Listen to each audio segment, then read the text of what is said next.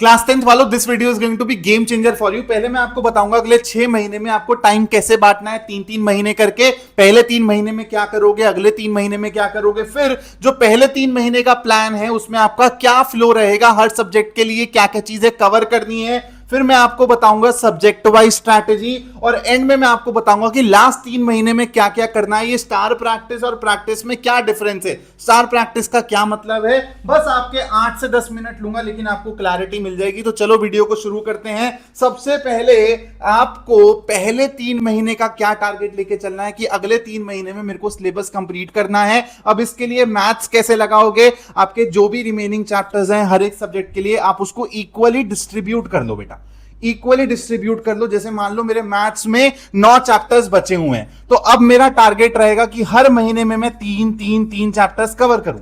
Similarly आपको SST में अपने रिमेनिंग चैप्टर्स देखने हैं, साइंस में देखने हैं, इंग्लिश में देखने हैं, हिंदी संस्कृत जो भी है देखना है, और अगले 3 महीने में इक्वली डिस्ट्रीब्यूट कर लो सारे रिमेनिंग चैप्टर्स को। और बाद में अगले 3 महीने में आपको क्या करना है भाई, अपन लोग अपग्रेड करेंगे खुद को, ज्यादा प्रैक्टिस करने पे फोकस करेंगे दोस्तों। कॉम्पिटेंसी क्वेश्चंस की अब थोड़ी सी फ्रीक्वेंसी बढ़ा देंगे, सैंपल पेपर्स लगाएंगे। तो ये प्लान रहने वाला है हमारे लास्ट के 3 महीने का। तो सबसे पहले ये जो पहले 3 महीने में बस कैसे खत्म करना है, हर एक सब्जेक्ट के लिए क्या क्या चीजें कवर करनी है, कौन से सब्जेक्ट में सिर्फ क्वेश्चन बैंक करने से काम चल जाएगा, कौन से सब्जेक्ट में क्वेश्चन बैंक भी करनी पड़ेगी, रेफरेंस बुक भी करनी पड़ेगी, अब मैं आपको यह बताने वाला हूं। तो आपका एक जो ओवरऑल फ्लो रहेगा फॉर एवरी सब्जेक्ट वो क्या रहने वाला है। सबसे पहले थ्योरी एकदम मैक्स लेवल पर कवर कर लो भाई, कहीं पर भी छोटी सी भी गुंजाइश नहीं रहनी चाहिए कि सर ये कॉन्सेप्ट पॉइंट ऑफ व्यू से ना थोड़ा सा हल्का फील हो रहा है मेरे को। आपको मैक्स लेवल पर थ्योरी कवर करनी है, एनसीईआरटी लगानी है, नंबर 1 प्रायोरिटी यही होना चाहिए। एग्जांपल्स डायरेक्टली आपके बोर्ड एग्जाम में आ जाते हैं,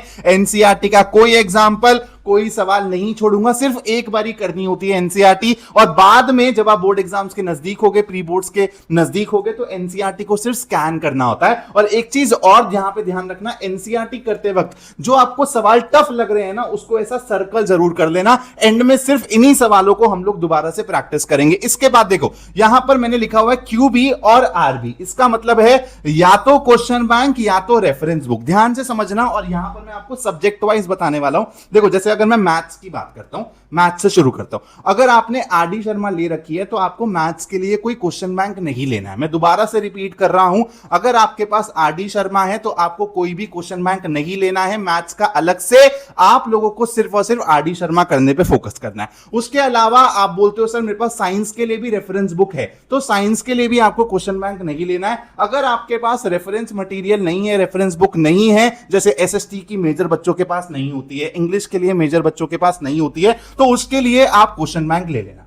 तो आपको एक ही चीज फॉलो करनी है किसी भी सब्जेक्ट के लिए, या तो क्वेश्चन बैंक करोगे दोस्तों या तो रेफरेंस बुक करोगे। इतना टाइम नहीं है, टाइम डिवाइड करते करते परेशान हो जाओगे और बैकलॉग क्रिएट होता चला जाएगा।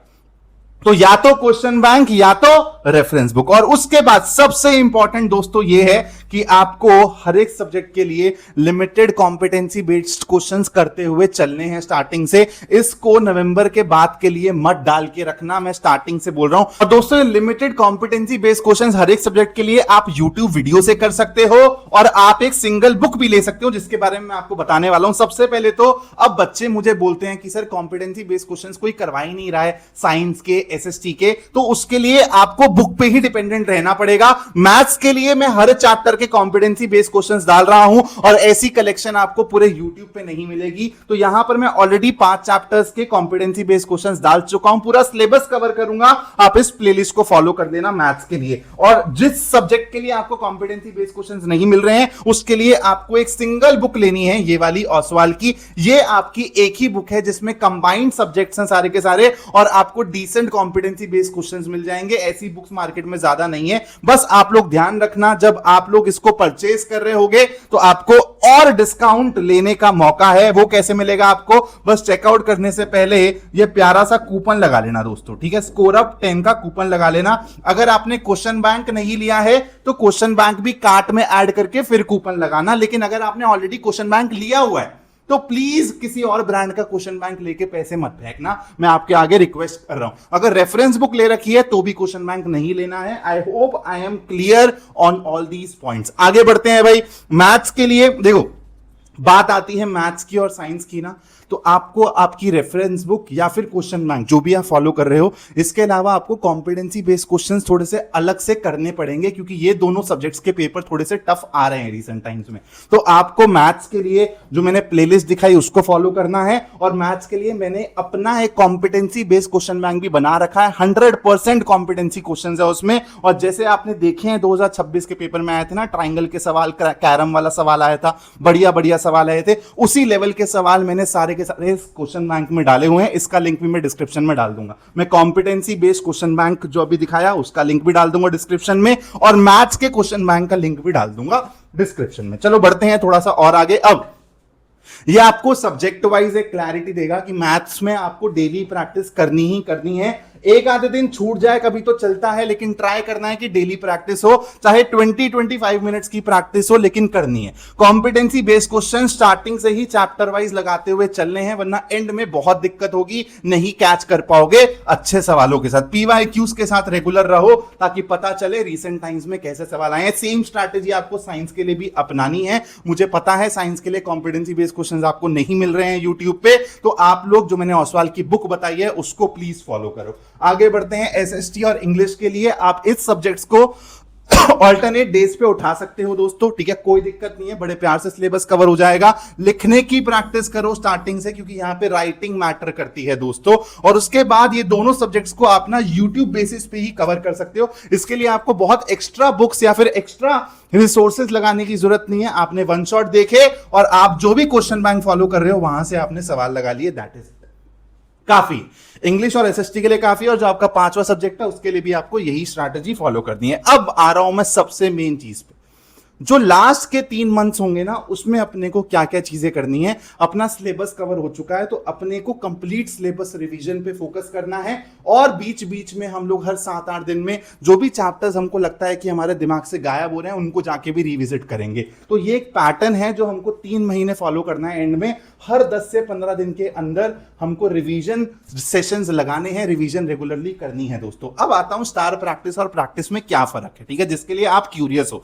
तो प्रैक्टिस का मतलब है जो कि जेनरिक प्रैक्टिस होती है, जो हर बच्चा करता है। जो भी ये करेगा वो 85-90% तक पहुंच जाएगा। लेकिन जो स्टार प्रैक्टिस भी करेगा ना अपने एंड के 3 महीने में, वो फिर 95%, 98% AIR 1 वाली कैटेगरी में चला जाएगा बच्चा। तो रेगुलर प्रैक्टिस में क्या आता है भाई, सैंपल पेपर्स करने हैं। नवंबर में ही सैंपल पेपर ले लेने हैं अपने को। स्टार्टिंग में आपको उस टाइम पे मैं रेकमेंड कर दूंगा कौन सा सैंपल पेपर लेना है, और आप सैंपल पेपर बनाना चालू कर देना। प्री बोर्ड से पहले ही हमको सैंपल पेपर बनाने चालू कर देने। उसके बाद मिक्स पीवाईक्यूज करने हैं अपने को। अभी तक हम लोगों ने चैप्टर वाइज पीवाईक्यूज करे हैं, अपने को मिक्स पीवाईक्यूज करने हैं। इसके लिए कोई अलग से बुक लेने की जरूरत नहीं है, हम लोग ऑनलाइन कर लेंगे इसको। उसके बाद YouTube लेक्चर्स पे हर जगह आपको लाइव लेक्चर्स दिख रहे होंगे। मैथ्स के लिए मैं करवाऊंगा, साइंस के लिए आप जिसको फॉलो कर रहे हो वहां पर सेशंस चल रहे होंगे। तो YouTube के थ्रू भी आपकी लाइव डेली प्रैक्टिस होती रहेगी अच्छे क्वेश्चंस की। और सेल्फ स्टडी करते वक्त भी आप जो भी रेफरेंस बुक या फिर क्वेश्चन बैंक यूज कर रहे हो उसके थ्रू आप सवाल करते रहोगे। जो भी आपने सर्कल कर रखे हैं, सवाल स्टार मार्क कर रखे हैं, उनको आप दोबारा से रिविजिट करोगे। अब आते हैं स्टार प्रैक्टिस का क्या मतलब है सर। स्टार प्रैक्टिस का मतलब है कि हम लोग जो बाकी बच्चे हैं ना उनसे थोड़े से और ज्यादा एमसीक्यूज प्रैक्टिस करेंगे। मेरे को अपने वीक में एक आधा दिन ऐसा डालना है जहां पर मैं और ज्यादा एमसीक्यूज प्रैक्टिस करूं, मैथ्स के, साइंस के, थोड़े से अच्छे लेवल के एमसीक्यूज, ट्रिकी एमसीक्यूज प्रैक्टिस करूं, असर्शन रीजन प्रैक्टिस करूं थोड़ा सा अलग से। ये नहीं कि जो सैंपल पेपर में एमसीक्यूज, असर्शन रीजन है वो करके मैं खुश हो गया। मैं अलग से भी यूट्यूब पे लेक्चर्स देख रहा हूं एमसीक्यूज के, अलग से असर्शन रीजन के भी लेक्चर्स देख रहा हूं। आपको मेरे चैनल पर मिलेंगे, मैंने 100 एमसीक्यूज करवाए हैं टोटली ट्रिक्स के साथ। तो आपको एमसीक्यूज की ट्रिक्स भी सीखनी है, असर्शन रीजन की भी ट्रिक्स होती हैं वो भी सीखनी है आपको। एंड में केस स्टडी क्वेश्चंस अलग से करने हैं हमको हर चैप्टर के लिए। कॉम्पिटेंसी क्वेश्चंस भी करने हैं ओवरऑल। जो हमारी सीबीएसई के वेबसाइट पे पीडीएफ है उसमें से कुछ सिलेक्टेड क्वेश्चंस भी करने हैं, मैथ्स के लिए मैं करवाऊंगा। अपार्ट फ्रॉम दिस आपको कुछ टफ सवाल भी करने हैं, फेस करना है चैलेंजिंग प्रॉब्लम्स को, ताकि पता चले कि अगर कोई अच्छा सवाल आ रहा है तो मैं सोच पा रहा हूं मेरी तैयारी उस लेवल की हुई है या नहीं हुई है। नए सवाल भी करने हैं अपने को कि कोई अनदेखा, अनसुना, ऐसा देखा नहीं हुआ, पहले कहीं करा नहीं हुआ किसी सैंपल पेपर में, ऐसा सवाल आ जाए तो क्या मेरे पास वो अप्रोच है, मेरी प्रॉब्लम सॉल्विंग एबिलिटी उस लेवल की है, मेरी कॉम्पिटेंसी उतनी बिल्ड हुई है कि मैं उस सवाल को ऑन द स्पॉट क्रैक कर पा रहा हूं। ये सब चीजें अपने ब्रेन को ट्रेन करने से आती हैं, इंप्रूव करते चले जाओगे और इस पे अपने को फोकस कर करना है नवंबर दिसंबर जनवरी के अंदर। मैथ्स की टेंशन बिल्कुल मत लेना, यही मेरा फोटे है। ये जो स्टार प्रैक्टिस है ना, ये तुम कंप्लीटली गगन सर पे छोड़ सकते हो। इसके अलावा तुमने जो भी रेगुलर प्रैक्टिस करनी है तुम कहीं से भी कर सकते हो, वो भी मैं करवाऊंगा। लेकिन तुम किसी और टीचर को फॉलो कर रहे हो तो भी करते रहना, कोई दिक्कत नहीं है। लेकिन ये स्टार प्रैक्टिस के लिए score up 9th and 10th is the only platform. अब मुझे चाहिए कि तुम इस वीडियो के नीचे कमेंट करो कि सर मैं 95% फोड़ के दिखाऊंगा, मैं 95% फोड़ के दिखाऊंगा, ये तुमको कमेंट करना है। This is Gagan Makkar signing off now. कुछ भी डाउट हो, कुछ भी कमेंट हो, कुछ भी क्वेरी हो, प्लीज आप लोग कमेंट बॉक्स में डाल के जाना। और इसके बाद ये बताना कि आप लोगों को नेक्स्ट वीडियो किस पे चाहिए। कोई भी कंफ्यूजन हो, जो भी आपके बात दिल में होना, प्लीज कमेंट बॉक्स में जरूर लिख के जाना। और इस वीडियो को लाइक करके जाना, चैनल को सब्सक्राइब करके जाना और वीडियो को हाइप भी जरूर कर देना। Thank you so much for watching this video. जय हिंद।